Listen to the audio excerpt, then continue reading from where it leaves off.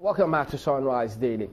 Well, yesterday we did make reference to a list that was initially published in the Vanguard about some states owing salaries, but a number of them did call in saying no, that's not the case. And so we're starting off with some reactions from Kwara State, and we've got the Senior Special Assistant on Media to the Kwara State Governor, Mr. Femi Akorede, who joins us this morning. Good morning, and thank you for joining us today.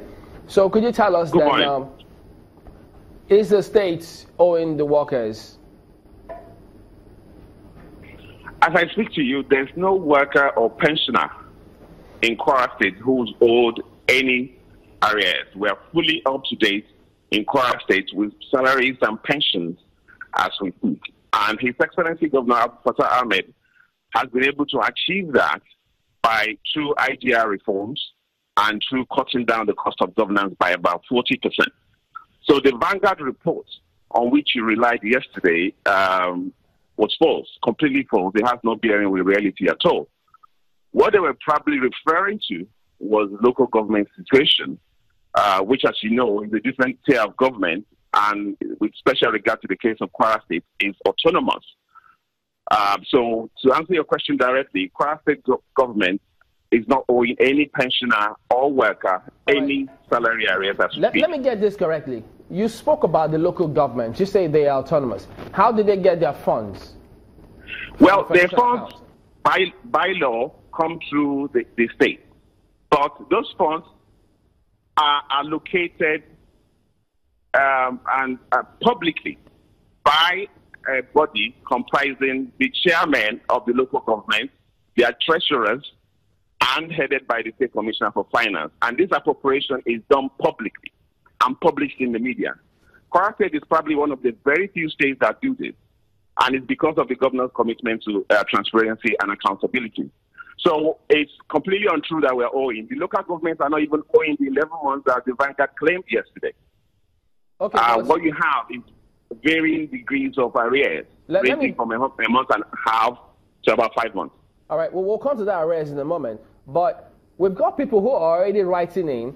For instance, Tolo Ashe says that his mom is being owed 6 months' salaries from a primary school. Yes, that may be correct, because the primary schools are paid from local government allocation. So they may have varying degrees of arrears at the local government level, because the local government councils are responsible for the payment of salaries at the primary and junior secondary school levels. Now, to put this in perspective, local government allocations have dropped from about 2.7 on average to about 1.6 this month. And these local governments require 2.1 billion to pay primary school teachers and junior secondary school, their workers and pensioners, not to talk of even running governance at all. So by their own decision, they pay whatever proportion of a particular month's salary that the allocation covers. So it's nothing to do with the Kwara State government. This is just a situation with regard to the drop in allocation to all tiers of government in Nigeria. Let me come in here. Why do we have this kind of situation when you have a governor of a state? He's supposed to be the first man that oversees every other thing, including the local governments, and then you're having a delineation situation here when it comes to payment of salaries. You have completely separated the state responsibility from the local government's responsibility. Is this supposed to be? Well, that's what the laws of Nigeria specify.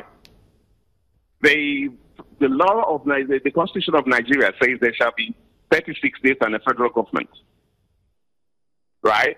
And then passes the funds of the local government through the state. Now, you're right, the governor is the governor of the whole of Kwara State, but he has to operate within the laws of Nigeria. And the laws specify that local government allocations, they come through the state, but they are supposed to be administered by the local government. Now, the governor, despite that, has oftentimes come to the aid of the local government by giving them, augmenting their allocation, the last one being about 280 million. But let's keep in mind that these have to be appropriated funds. And if the funds are not appropriated in the budget, the governor's hands are tied to the extent that he can help the local government.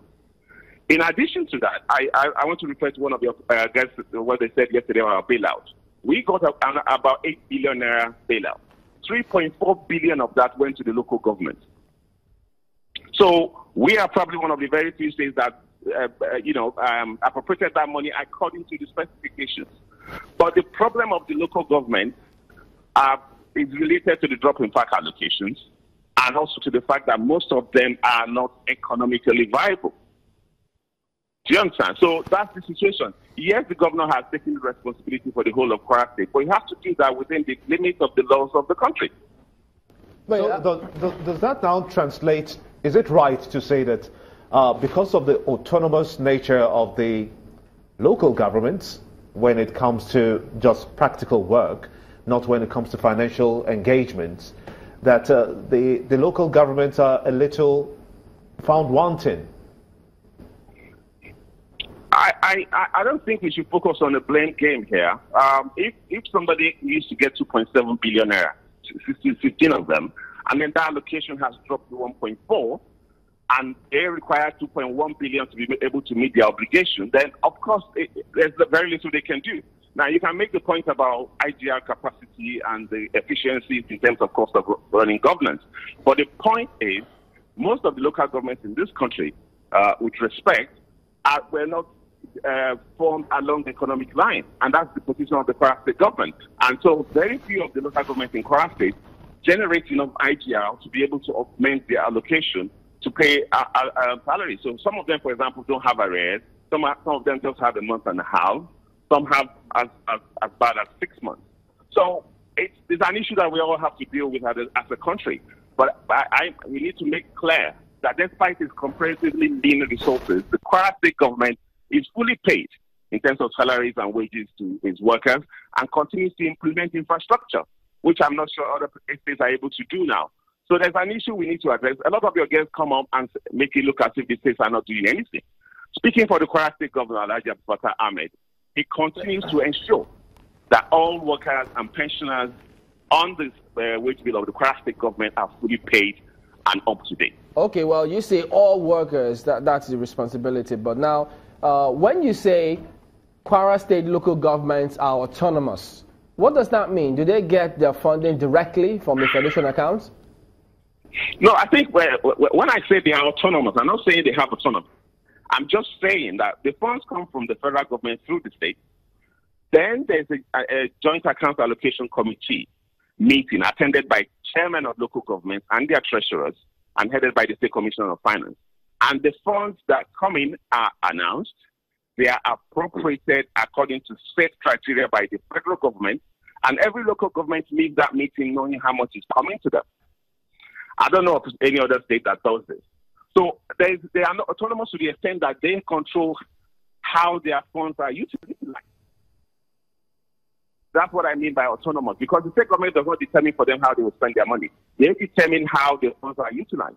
But however we want to spin this, if we go back and forth, we'll come back to the same position. One, allocations have dropped significantly. And two, not all these local governments are economically viable enough to be able to generate IGR to fund their operations. So what are you going to do now about the 12 months of backlog of salaries for the local government areas? No local government in Kwara State has 11 months arrears, as wrongly reported by the Vanguard. What you have is some local governments have a month and a half, depending on their IGR capacity and their allocation. Some have 3 months, some have 6. The government continues to help them with IGR reforms so that they will improve their capacity to earn IGR and augment their allocation. The government has also implemented a biometric exercise where ghost workers and not undocumented workers were weeded out. The government continues to assist them in terms of appealing to the federal government to come to the aid of the local government to ensure that the bailout funds or the parish club reforms come in so that more of these areas can be cleared. But whatever comes to the state, we need to bear in mind that these local governments require 2.1 billion monthly to pay salaries and pensions. All right, you did mention earlier, pardon me to butt in, you did mention earlier that except for some allowances and some of those other kind of funds, could you shed some light on that, please? Sorry, say that again. You did mention that no salaries are owed except for some allowances.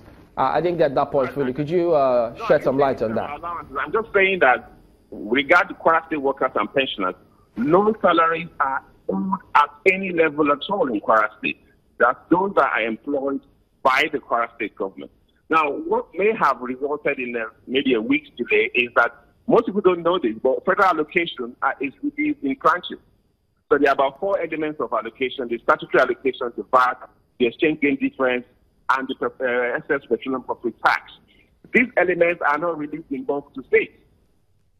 So these elements come in trickles. So unfortunately, you may have a situation in Kwara State where salaries are delayed by a week. Okay, but there's nothing at all to do with any arrears amounting to what the Vanguard claimed. How much has the state received from bailout so far? I don't have the exact figure, but it's about 8 billion naira. Okay, do you think the state has fulfilled the requirement to receive the next tranche?